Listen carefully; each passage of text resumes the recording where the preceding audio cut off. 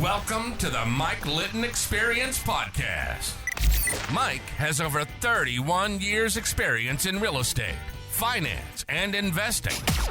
He's passionate about being a father, a teacher, a realtor, an investor, and a leader.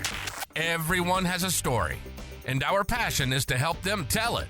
And now, introducing the host of the Mike Litton Experience, Mike Litton. So what can you expect from the Mike Litton Experience? You can expect stories that will inspire, motivate, advice that will sharpen your focus, and expert information on real estate, finance, and market conditions. Kelly Gilson, one of my favorite people in the world. I am so excited to have you on the Mike Litton Experience. Thank you for joining us, bud. Thank you, Mike. I appreciate you reaching out and excited to be here with you. You're one of my favorite humans as well. Couldn't say no to Mike Litton. You're amazing, buddy, and I appreciate it. So, like we talked about, everybody has a story, and our passion with the Mike Litton Experience is to help them tell it. So what I'd like to do with your permission is just start from the very beginning, go through your entire life story. So let's talk about, where were you born? Yeah, I was actually born in a little town called Norfolk, Nebraska. Okay. We won't go into the details of Norfolk, Nebraska, but it's about 25,000 people. My parents relocated from the Los Angeles greater area back in the early 80s, and myself and my two other brothers were born there. My sister was born out in Los Angeles, but we ended up in a small town in Northeast Nebraska. Oh, that's exciting, man. So did you grow up in Nebraska? I did 27 years in Nebraska. Wow. So I was in Norfolk, this huge metropolis, like I said, 25,000 people. And then in 8th grade, we moved to a town of 1,200 people called Wisner, Nebraska. My father was a basketball coach and a guidance counselor, and that took us to the smaller school. He wanted to coach his sons, and that was the opportunity. So it was about 25 miles away from where I was born. Yeah. I ended up there. I graduated high school from Wisner Pilger High School. Again, small town, consolidated town. I know people in California don't really understand what that means, but we had smaller towns where they had an elementary school, and then their students, were bussed into our huge metropolis of 1,200 people. And I graduated with 34 other students. So I had a whopping huge class of 35 kids. Wow.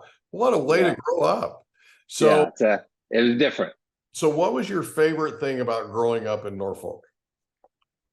Now reflecting on it, Norfolk, it instilled, the small town instilled some really good lifelong values.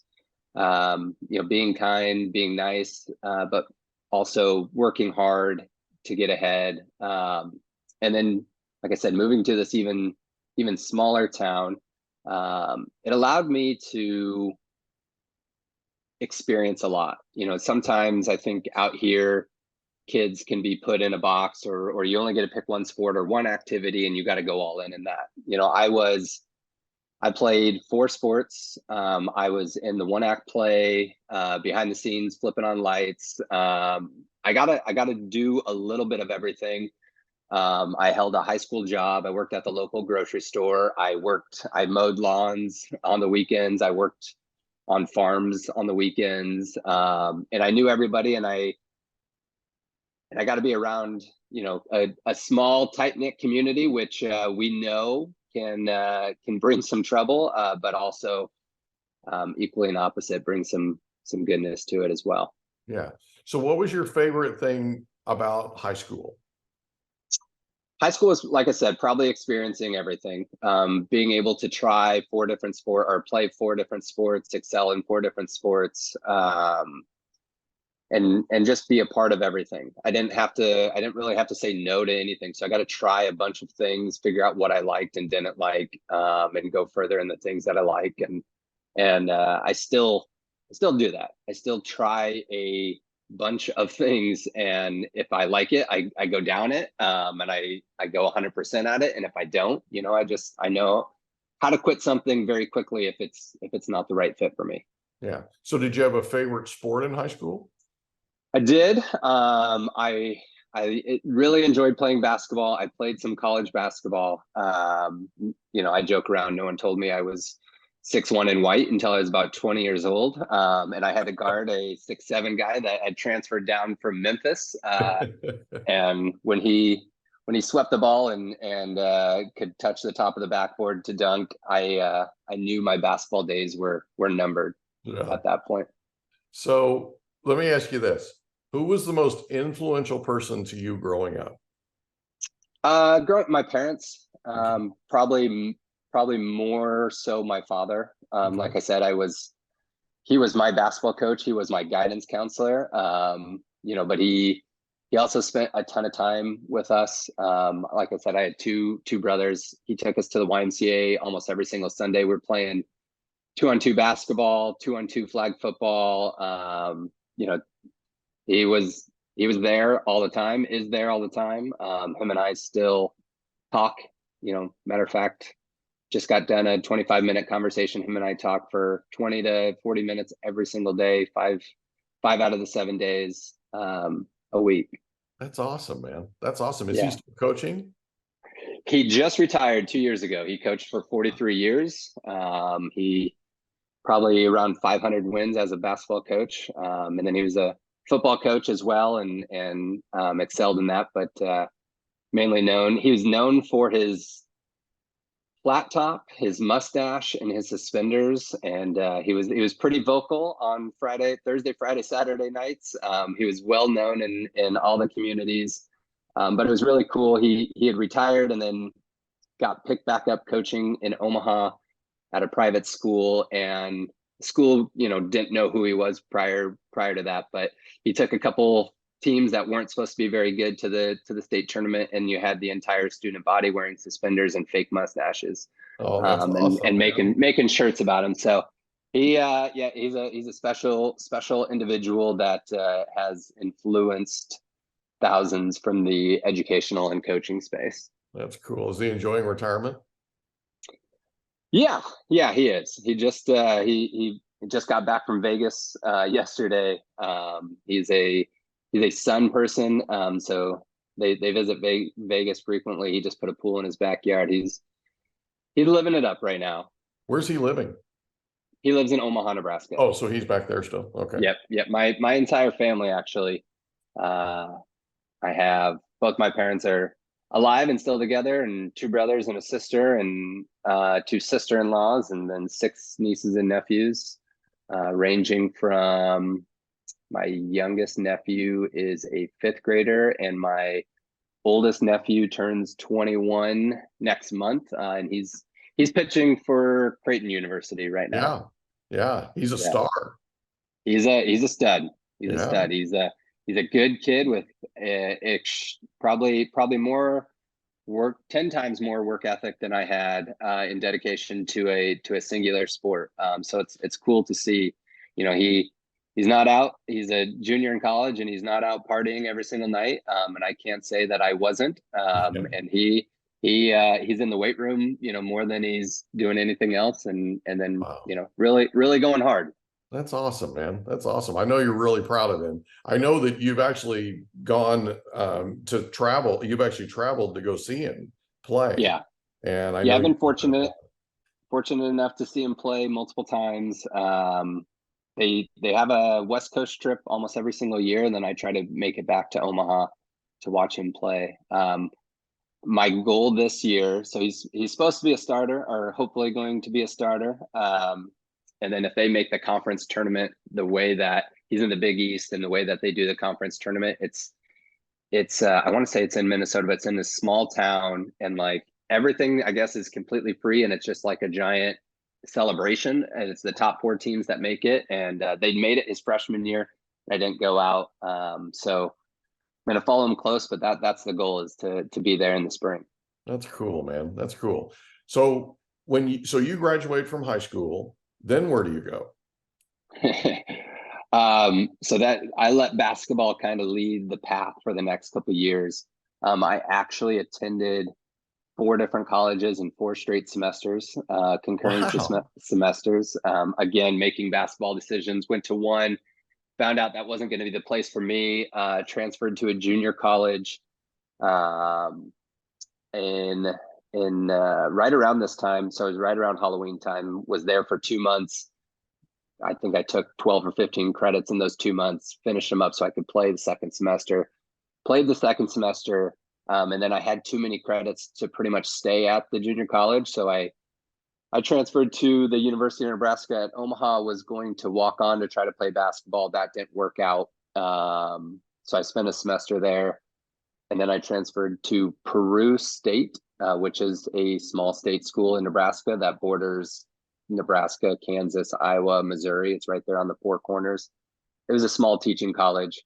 But I went down there and played about a year of basketball there, and got my educators, my math and social sciences endorsement, and graduated.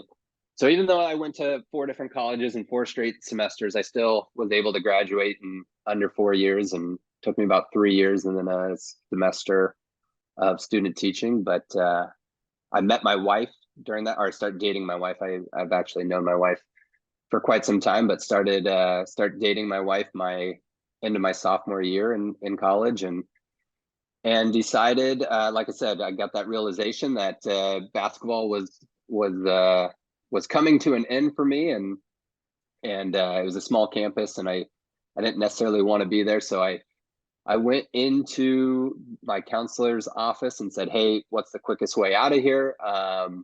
She mapped out it was going to be 2 more years in student teaching. Mhm. I politely asked for the student handbook. I took it home. 2 days later, I returned, and I mapped out how I could finish in about a year.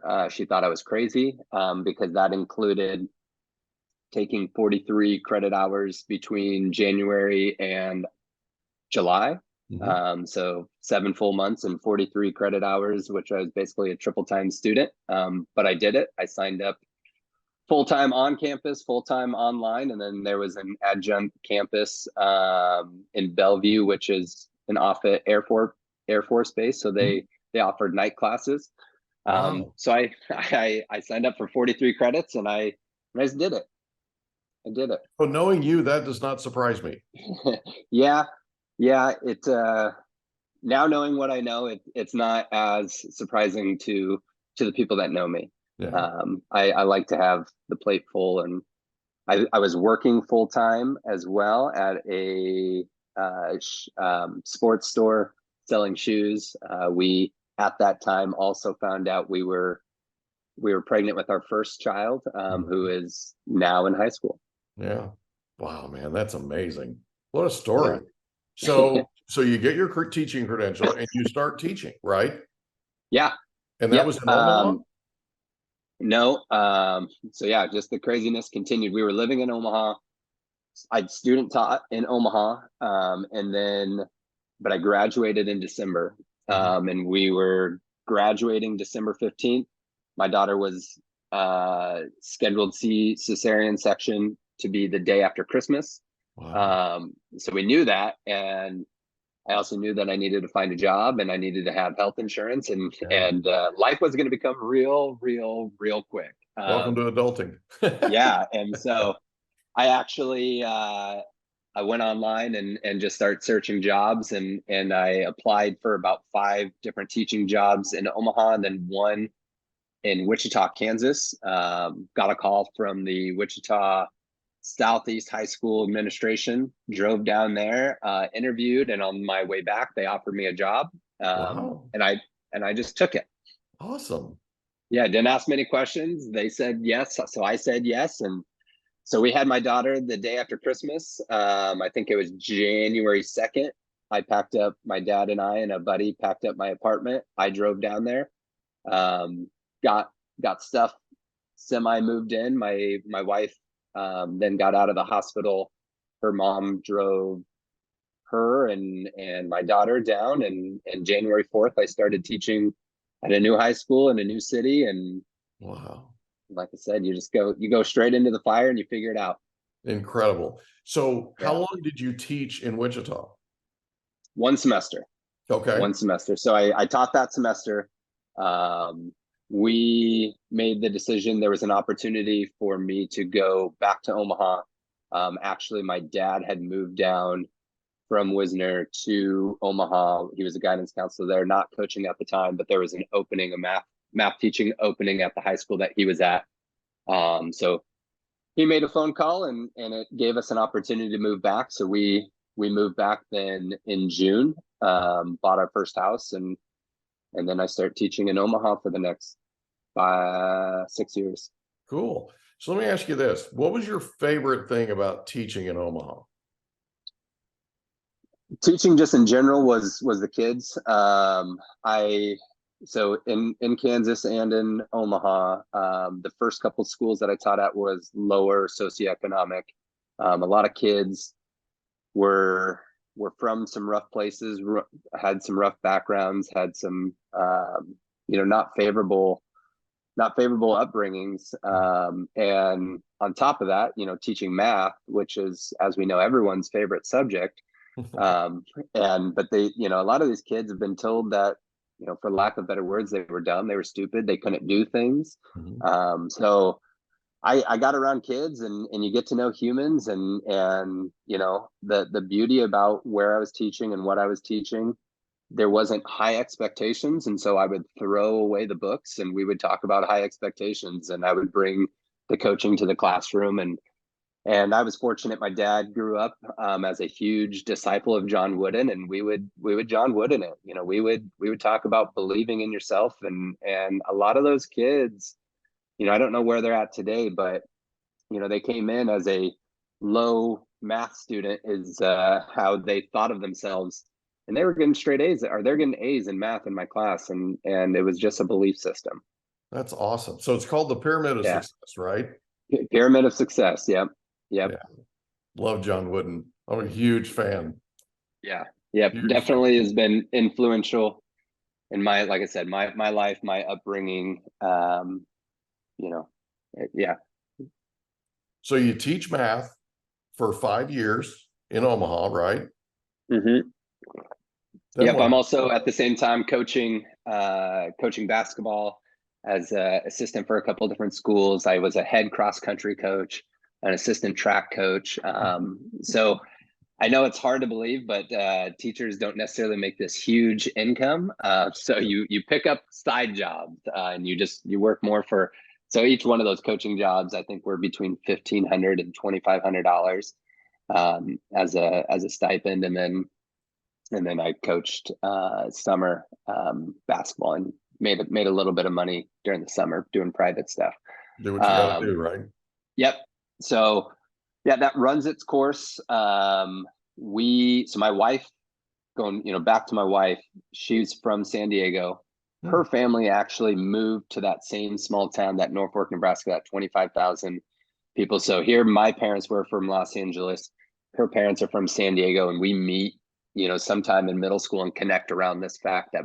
We hope you enjoyed another episode of the Mike Litton Experience. If you did, do us a favor, smash that subscribe button, tell your friends, family, and coworkers about our program, and wherever you get your podcasts, please leave us a rating. It helps us to connect with quality people just like you.